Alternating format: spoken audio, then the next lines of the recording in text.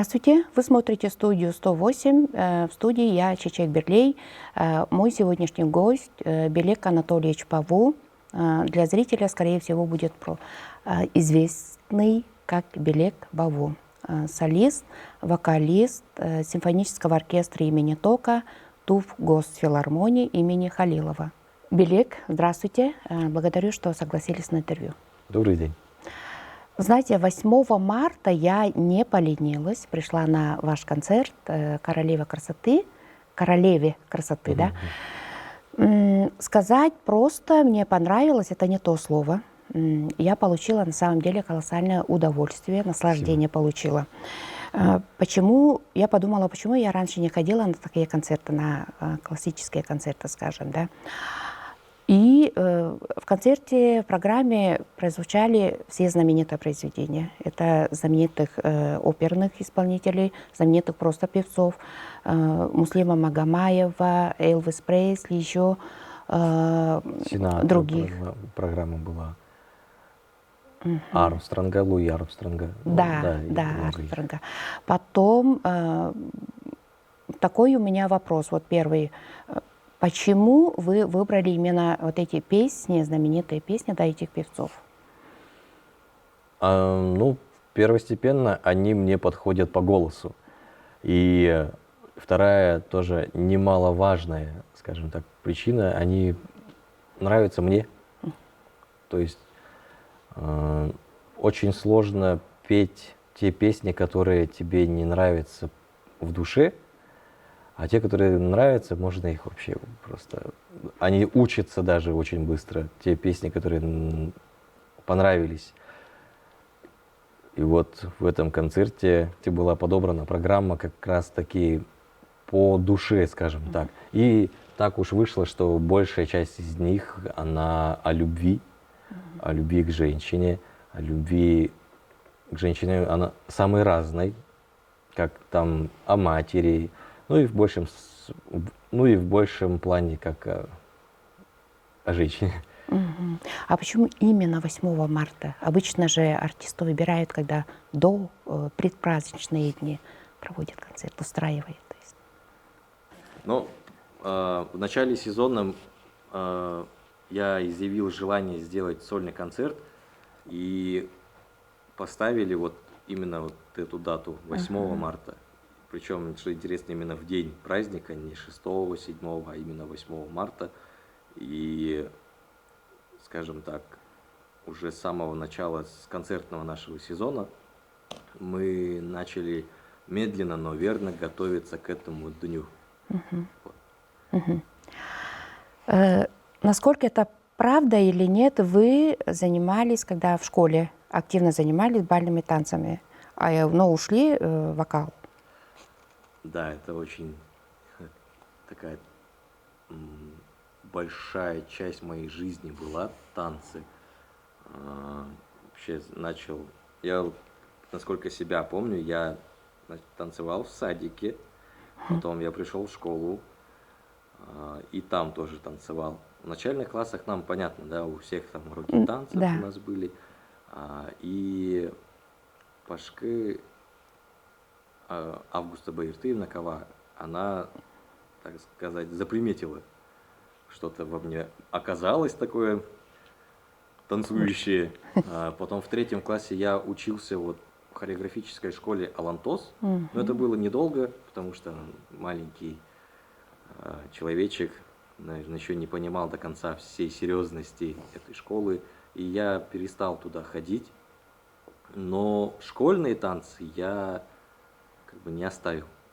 Потом в 5 классе я этим не занимался, но весь 5 класс меня учитель все время призывала к себе в школьную студию танца «Огоньки» называлась группа. Вот. Она меня целый год уговаривала, потом в конце родители поспособствовали этому, чтобы я туда уже окончательно пришел. А потом все с 6 по 8 класс я прям активно танцевал. Но параллельно с этим еще также у меня началась актерская, скажем так, практика, но тоже при школе. Театральный кружок у нас был. Вот, правда, название я не вспомню. А, И была, в общем, очень насыщенная в творческом плане жизнь в школе именно. А как я к вокалу пришел, то со сменой голоса, наверное. В классе 8 одноклассники начали замечать, что у меня изменился голос. Ну, обычно в это время, да, в этом Да. возрасте у парней. После летних каникул я прихожу в школу, и на общем первом собрании класса я что-то там про себя буркнул, и одноклассники спереди сидящие такие: это кто? Это чей голос? Что? Кто сказал? Я такой: чей? Вот. А я не замечаю, мы не замечаем на самом деле таких сильных изменений сразу.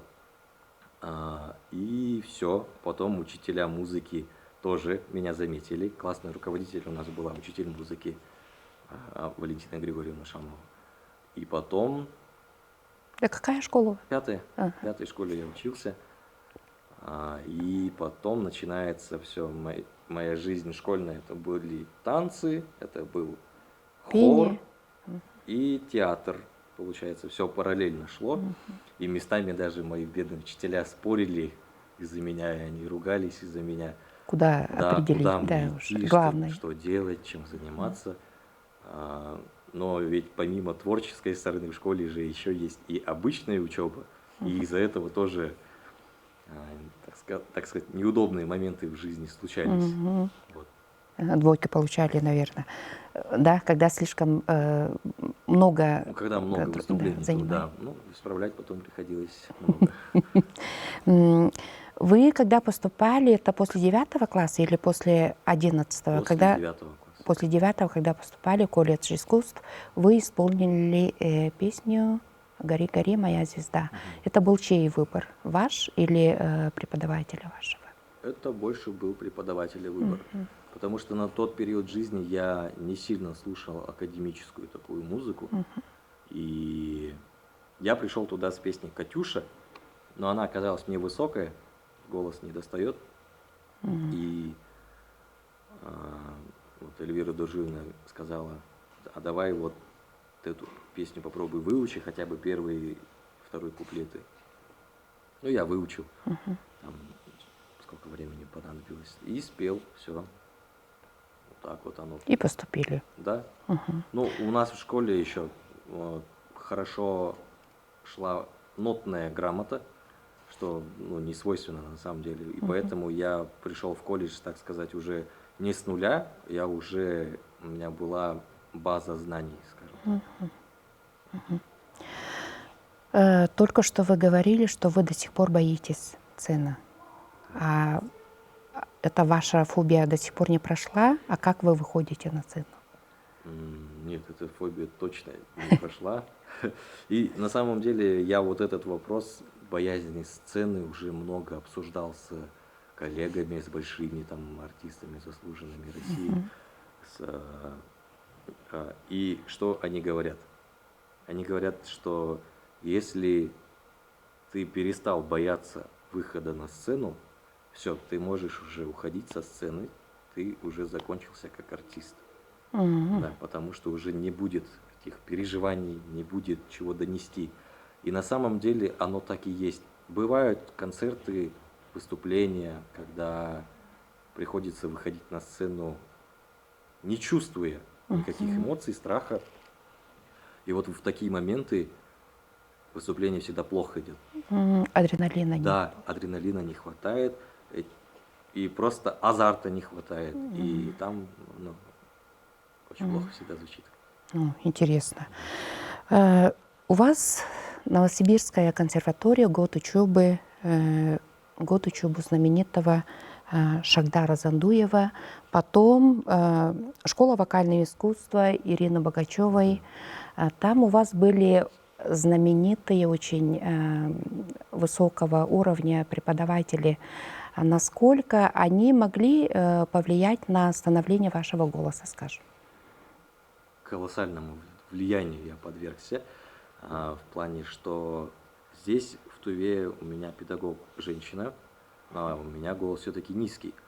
И так сказать, показать практически, это очень бывает сложно, так, чтобы я понял именно то, как оно звучит. Потом по приезду в Новосибирск, обучаясь у Шагдара Даржиевича, я освоил там, ну, так сказать, определенные техники, да, не буду сильно в них вникать, и голос укрепился.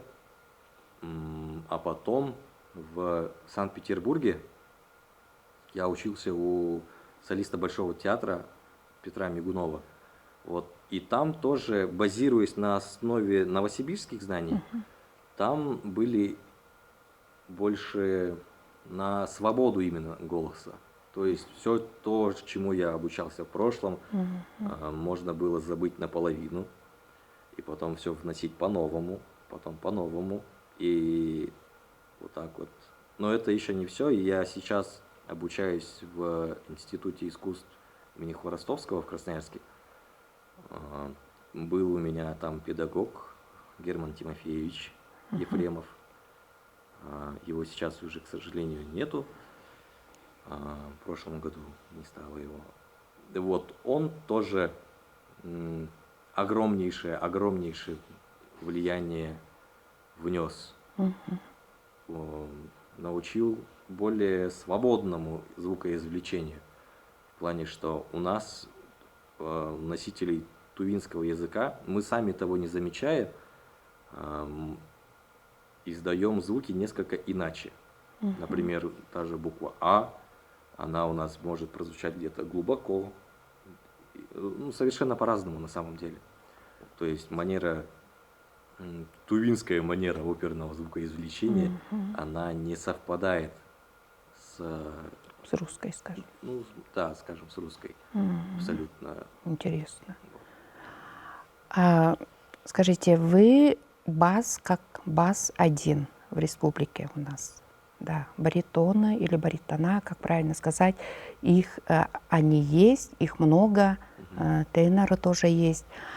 А вот скажите, пожалуйста, вот бас, вообще голос певца это от природы или можно научиться? Ну, это от природы зависит, да. Тут уже как повезет. Да, и никак мы на это повлиять не можем. Мы можем только испортить голос. То есть во время перехода с детского, скажем так, голоса в более зрелый, и если мы неправильно будем ухаживать за нашим голосом, не будем следить за его состоянием, мы можем просто его испортить. А если никак не мешать, так сказать, не перенапрягать свой голос, да, в данный период, то голос наш будет чистый, но вот именно высота голоса, она зависит уже от того, как оно получится. И вот мне посчастливилось с таким вот голосом. А вы как ухаживаете за голосом? Так, ну я не сказать, что я активно прям ухаживаю за ним, потому что везде говорят, что у басов голоса и связки более выносливые. Вот. Но у нас у всех есть общие рекомендации по тому, как и что нельзя делать. Например, перед выступлениями мы, вот сейчас назову огромный список того, что мы не едим и не пьем перед концертами. Это острые орехи, сильно соленые, сильно сладкое, кофе, чай. Что-то я еще многое забыл. Сильно жареное, по-моему, тоже не рекомендуют. Вот. Переедать, недоедать тоже нельзя. И кушать за 2 минуты до выступления ни в коем случае нельзя. За 2 часа. Это вот прям хорошо. А яйцо сырое? Нет, я никогда не употреблял. Но тут уже, наверное, личные предпочтения у людей. Я, честно, я скажу, что я боюсь употреблять сырые яйца. Понятно.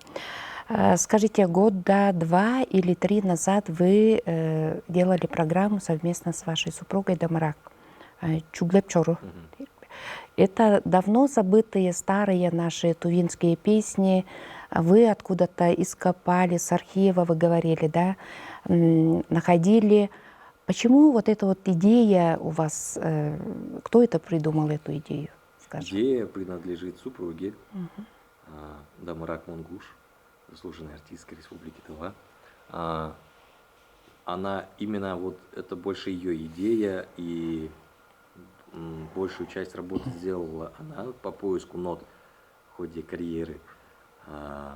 Потом мы их находили, и они были в большей степени они были в рукописных форматах, где все местами все перечеркнуто, местами что-то где-то порвано, что-то пролито. И мы занимались оцифровкой. Я это все сидел, печатал, и потом мы исполняли все это. А для чего мы это делали? Это все-таки пропаганда тувинского языка именно того времени, потому что он в корне отличается от того, как сейчас выглядит В язык. современном, Да, да. в современном времени. А какие песни вам ближе по душе, скажем? Народные, арии или эстрадные? Мне больше арии, оперные, русские оперные арии, это вот прям моя стезя, скажем так. Но у нас пока что не так много концертов, где мы можем прям только арии петь, плюс они все такие громоздкие, что пока сложно их исполнять в большом количестве. Ага. Они же, если кусками, да, вот на концерте, когда вы исполняете кусок из этой оперы, например, да, арии, Да, если полная целая ария, это она же такая тяжелая. нет, ну арии мы исполняем от и до полностью. А, То есть потому что ария, она и есть, как бы сказать, кусок из оперы. Да. Я где-то читала, насколько это правда или нет, ваша мечта — это dark folk, готика, народные. Насколько это правда? А, Была, ну это как мечта сказать, наверное, будет громко. Было желание исполнить, сделать такой концерт в рок-формате с исполнением какого-то такого темно Мистического. мистического фэнтези, такого чуть-чуть даже религиозного формата песни, но именно вот в таких вот, ну, мрачных тонах, скажем так. Но я не знаю даже почему, потому что оно вот всплыло в голове и выглядит хорошо. Я даже записал концепт концерта, но пока что нет, пока что еще не идем к этому. А ваша мечта, какую арию исполнить? Скажем, вот у нас в республике, если взять. Нет, такой мечты прям не стоит, чтобы какую-то определенную арию исполнить здесь. Есть цели. Цели есть так, чтобы здесь вот встать и исполнить, например, почему бы и нет, арию Сусанина с оркестром нашим. По-моему, я уже исполнял, и мы гастролировали с концертом филармонии в Абакан, и там нас хорошо встретили. Зрители нас очень хорошо встретил. Там я исполнил с оркестром филармонии арию Сусанина. Это прям да, хорошо прозвучало, скажем так. Будем ждать. А насколько это сложно с супругой вместе работать 24 часа в сутки? Ну, это не сложно. Не сложно? Нет. Ну, у нас идеальный, скажем так, тандем. Я не знаю, многие говорят, что они устают друг от друга, но у нас идет такое. Наоборот. Да, мы можем, когда нужно, мы можем дома поработать. Но в большей степени мы на работе, мы работаем, а дома мы отдыхаем. Но когда вот прям срочно нужно, то мы наоборот дома творим, потом это все придумываем, и потом на работу приходим, это все исполняем, все это осуществляем, и получаются такие интересные проекты, как, например, «Королеве красоты», «Чугапчуру», Вот. Это все совместно создано. Тогда не важно, да, где вы работаете, где лучше работаете, или дома, ну когда, как Да, получается. потому что ну, она, работа отличается. Ага. Например, что ну, здесь вот мы в филармонии, здесь мы поем, создаем, нет, здесь мы поем, а дома мы создаем более внутреннюю работу. Например, та же перепечатка нот, создание сценариев и так далее. Вы оперная пара нашей республики, точно, номер один, могу сказать. Кто подбирает в основном для вас, для дуэта песни? Этим больше супруга занимается, потому что она в этом плане более эрудирована. Я признаюсь, что я не так часто, не так рьяно ищу произведения для нашего исполнения, но еще в то же время это очень-очень сложно подобрать для нас двоих какой-то вот репертуар, потому что у меня все-таки голос низкий, Дамарак сопрано. Вот. Был бы я тенором, мы бы тут, каждая вторая песня была бы дуэтом, да, так очень, сказать, более тщательно надо искать репертуар. Вот, и она с этим хорошо справляется. И отлично, да. Знаете, мы любим семьей ездить в Новосибирск или Красноярск, смотреть оперу и балет. Если иногда попадаются такие совместные концерты, опера и балет все вместе. А если у нас в Кызыле организовать такой концерт с приглашенными артистами, скажем, и насколько это будет красиво, ну да, красиво, хорошо будет смотреться, но насколько наш зритель, то есть будет готов к таким концертам? Наш зритель все-таки уже, наверное, готов к такому концерту. И подобные проекты тоже у нас уже проходили.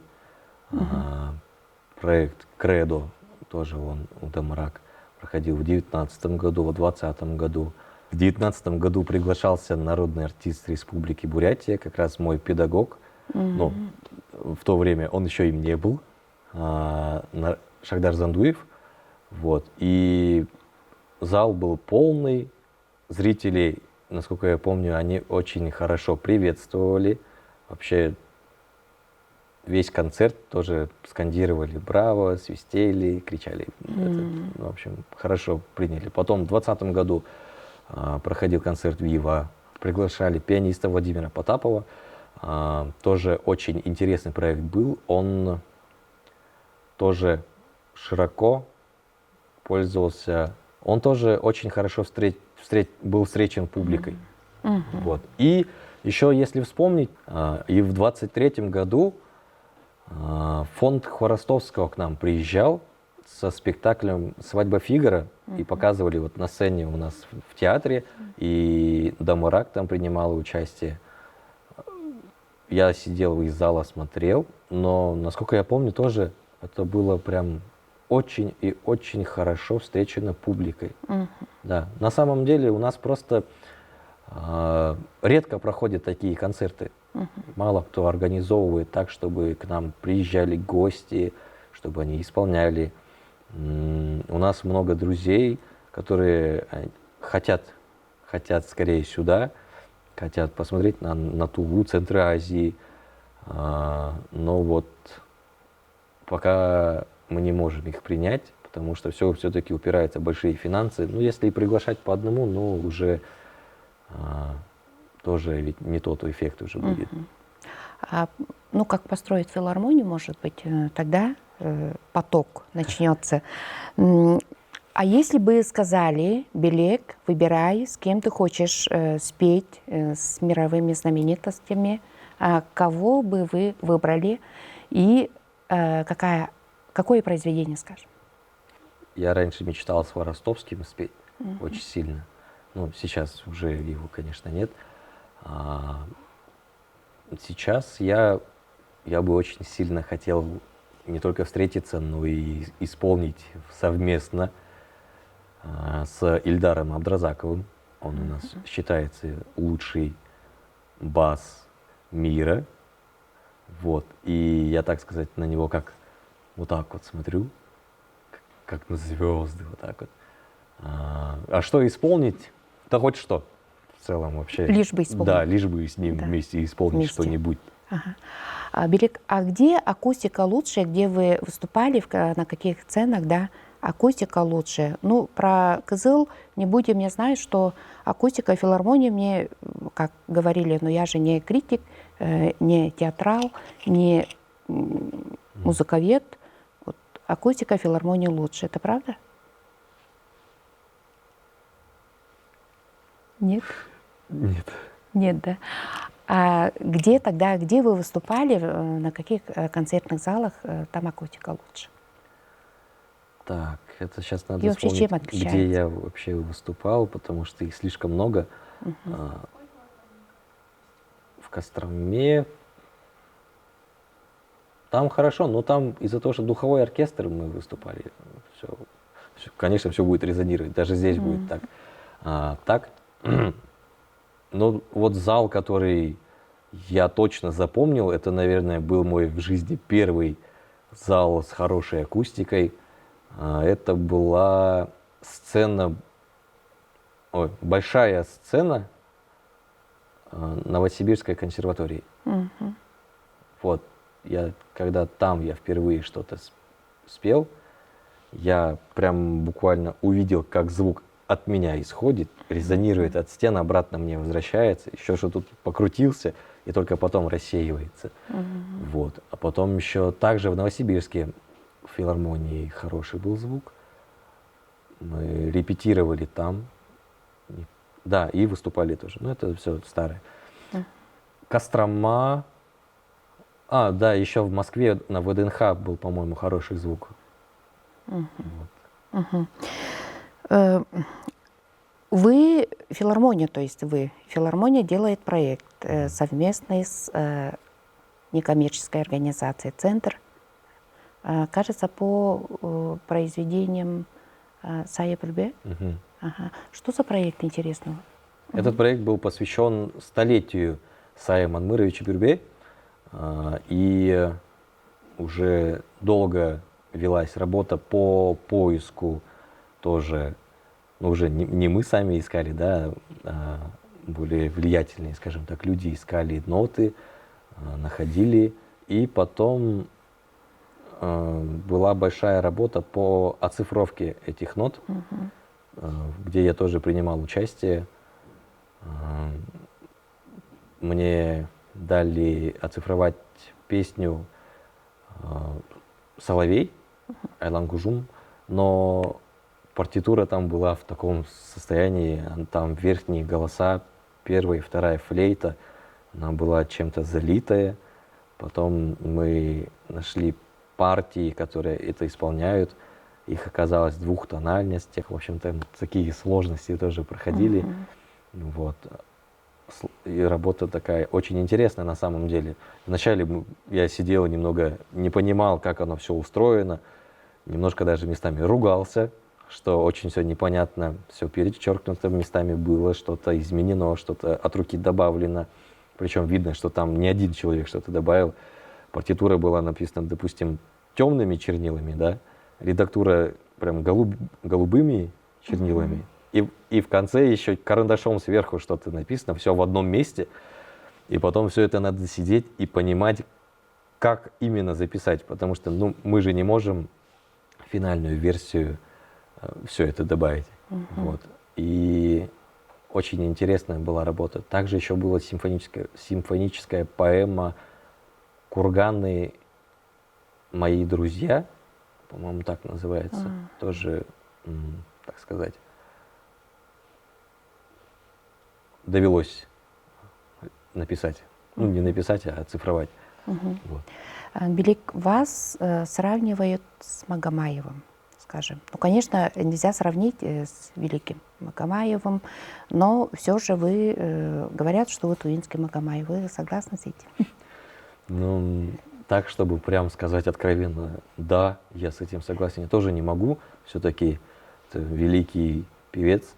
Но я скажу, что забавно, что во время учебы в колледже у меня там знакомые, друзья, педагоги некоторые, да, крестили Тувинский, Хворостовский. Нет, даже не они. Я вспомнил, что это был просто народ. Народ меня так окрестил после каких-то гастролей в район. Вот. И там меня назвали Тувинским, Хворостовским.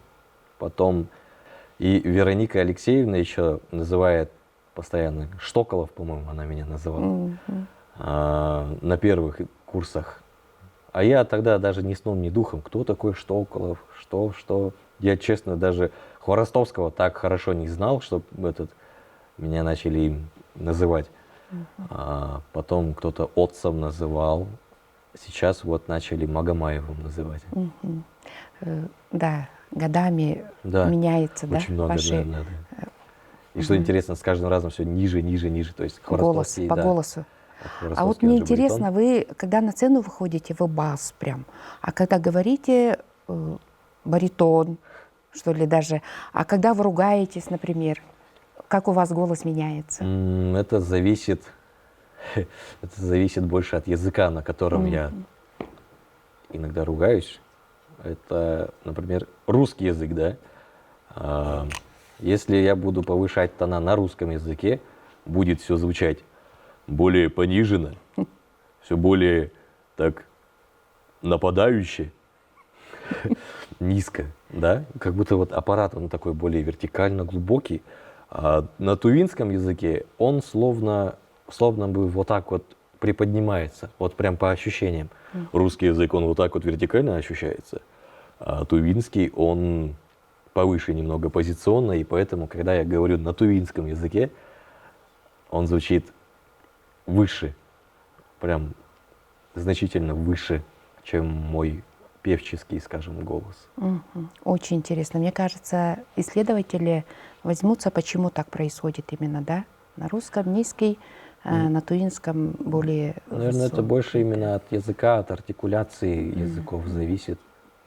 В плане, что вот, например, ну вот русский язык, да, он более какой?